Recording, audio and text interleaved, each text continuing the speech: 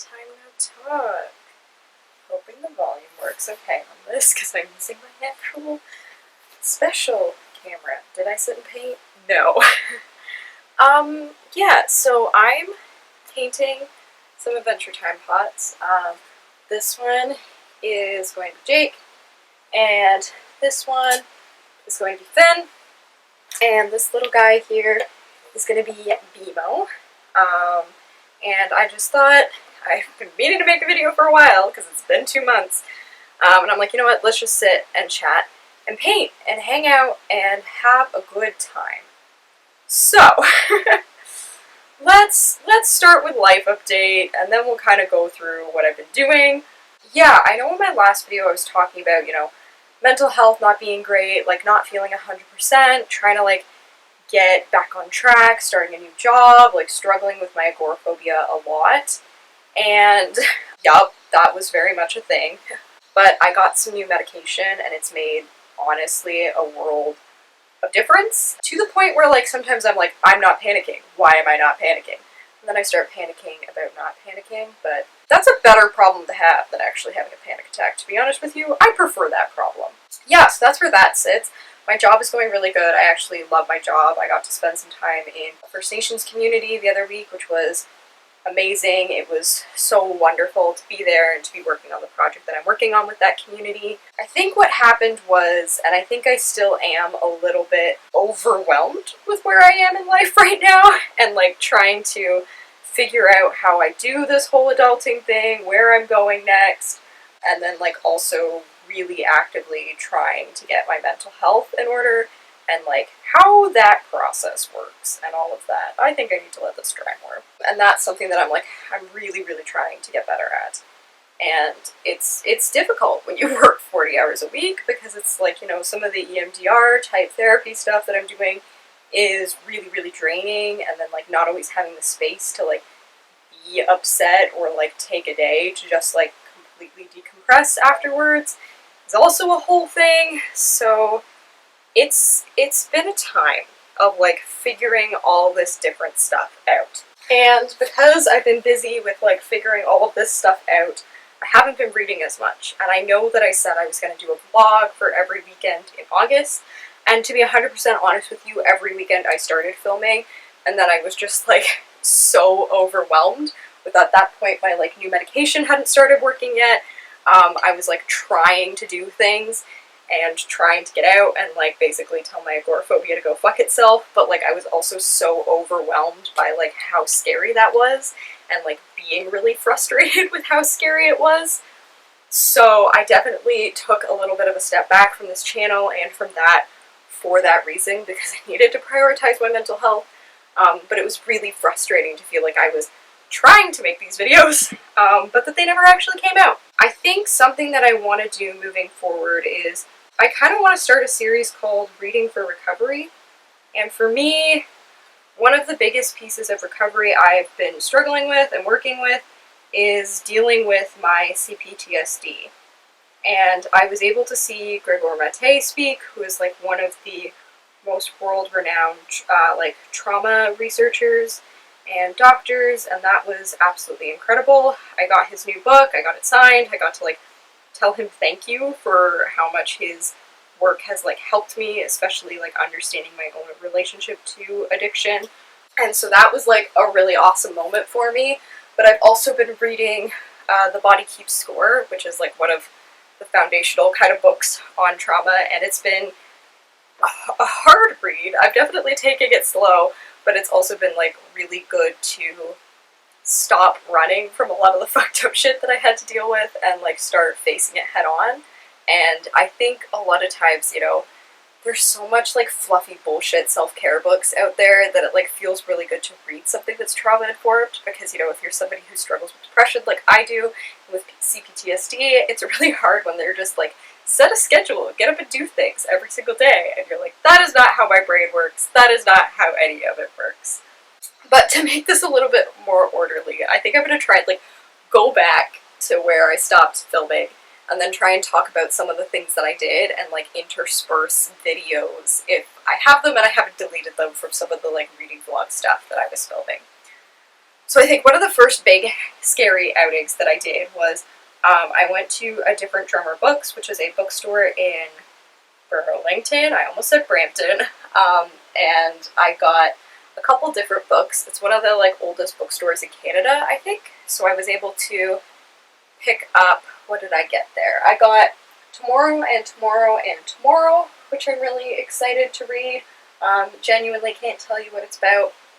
I got The Moonstone by Wilkie Collins, which I'm currently reading, which is kind of like this, it's slightly racist. The book is racist, let's be honest about it, but it's this cursed stone that ends up with this family, and it's really interesting so far.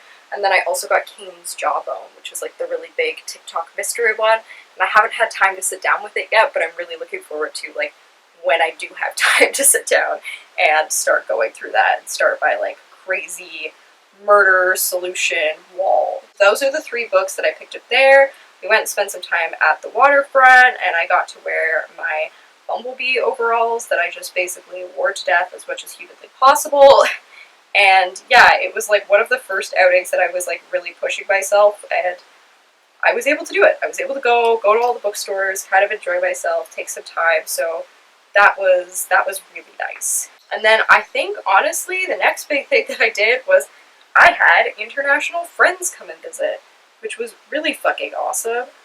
They're friends that I met through this poetry group that Neil Hilborn runs, and we had met online, and I love them so much, but they live so far away. And so we were able to meet at, what is it called? I was gonna call it Gaze the Word, but that's the one in the UK. It's the oldest queer bookstore in the world. It's a queer bookstore in Toronto. I'm gonna look up the name and put it in here somewhere. But we were able to meet there. We had like lunch and hung out, then went to a couple different places, and it was so fucking scary to me because my agoraphobia was so bad at that point in time that it was really difficult for me to get down to Toronto. But I was like, if they could come across the ocean to see me, I could get to Toronto. And I was like so determined to get down there. I was like, I am fucking making this work. I don't care. Fuck agoraphobia. I had me a little cry when I got to the hotel because I was just like so proud of myself of getting down there. Even though Toronto is not that far from me, it just felt so overwhelming.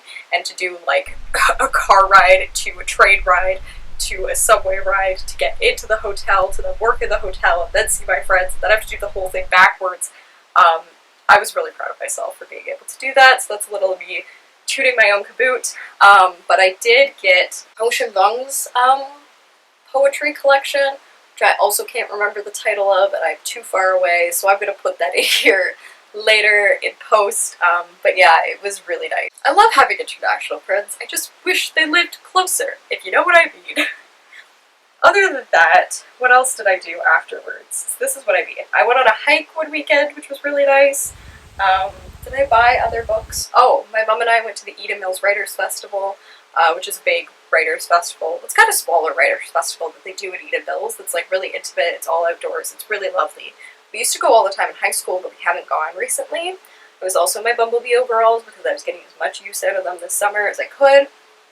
And I got to see Joshua Whitehead and get his new book, which is Making Love with the Land. And it's kind of like non-fiction-ish speculative fiction, kind of a blur between the two. So I'm really looking forward to reading that.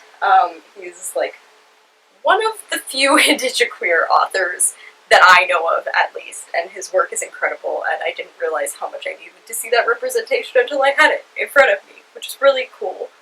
And then I also got, what is it called? Rehearsals for a Living, which is Leanne Simpson and Robin Maynard. Robin Maynard was the one who was there, and I read all of her stuff in school. I read Leanne Simpson's stuff in school. It was really cool to get to like see her in person, and then get the book signed to listen to her talk. The person who was interviewing her was like not a good interviewer. I think if you've gone to as much book stuff as I have, you know who is and isn't a good interviewer, which probably brings us to the next thing that I did, which was seeing Gabor Mate, and that interviewer was really good. And him too, I could just listen to him talk all day. If you like haven't heard or like read any of his work, like it's mind-boggling. It'll like make you have like a mini meltdown and question everything about the world, but then like be able to build yourself back up again. I do talk about his book in my video on the opioid crisis, which I will link somewhere. can't see the camera, so I can't tell where I'm pointing. But yeah, I just kind of wanted to do like a little walkthrough of some of the things that I've been doing, some of the books that I've gotten recently, and just let you know where I'm at, because I feel bad that I have been gone for so long. I'm doing better, but definitely like having the bandwidth for things outside of work it's really hard. It's really hard being a mentally ill person in this world and like being expected to work full time. But I'm trying. I'm really, really trying.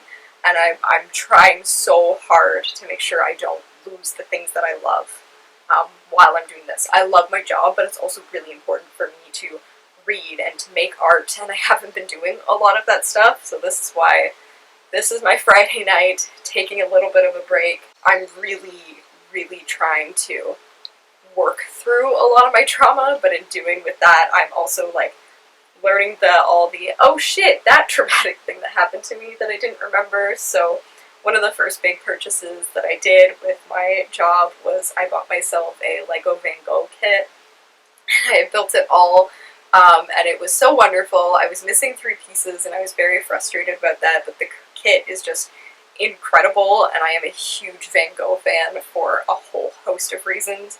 So just like listening to that, putting a musical on was like a really good moment to just take a step back and reconnect with myself. And I think overall, like, that's what I'm trying to do, and I think moving forward, you're probably going to see the content shift a little bit, just because I don't think I'm reading as voraciously, whatever that word is. I'm not reading as much as I used to, and so I think I want to intersperse that with maybe like some more close readings or some more like intimate explorations of certain books. And I think that's where I want to do this Reading with Recovery series. I want to kind of talk through some of the things that I'm processing with How the Body Keeps Score and with The Myth of Normal, which is Gabor Mate's new book that I want to read. And I want to kind of take some time to be reading those things alongside some of the other books as well, and just keep kind of trying to cultivate the safe space that I've hopefully made on this channel, and that this is a space that we can all come together and to work through these things. So that's me. That's where I've been. I won't ramble at you much longer, especially when I feel like it's not entirely about books. But if you're still here, if you stuck around, thanks for being patient with me. Thanks for being a part of this wonderful family. And I love you all so much. I appreciate that you listen to me and the comments I get, and just being able to ramble about books and my life and the silly things that I do online. I will film a little video when these guys are all done and tack it in at the end here. Okay, so this is my Finn plant, and he's got this like tropical fern thing in it because I thought that was funny. Getting these little guys to stay on was a bit of a challenge. And then this one, turn around Jake, is my Jake plant. And he's got yellow roses in him, which I thought was fitting. And then this is Bimo, which I think is my favorite. I made all the little buttons and these legs because their arm fell off, so I need to get some better glue. So he's like waving, and he's got this purple African violet in it. But yeah, super happy with how they came out. And until next time, stay kind, you wonderful humans.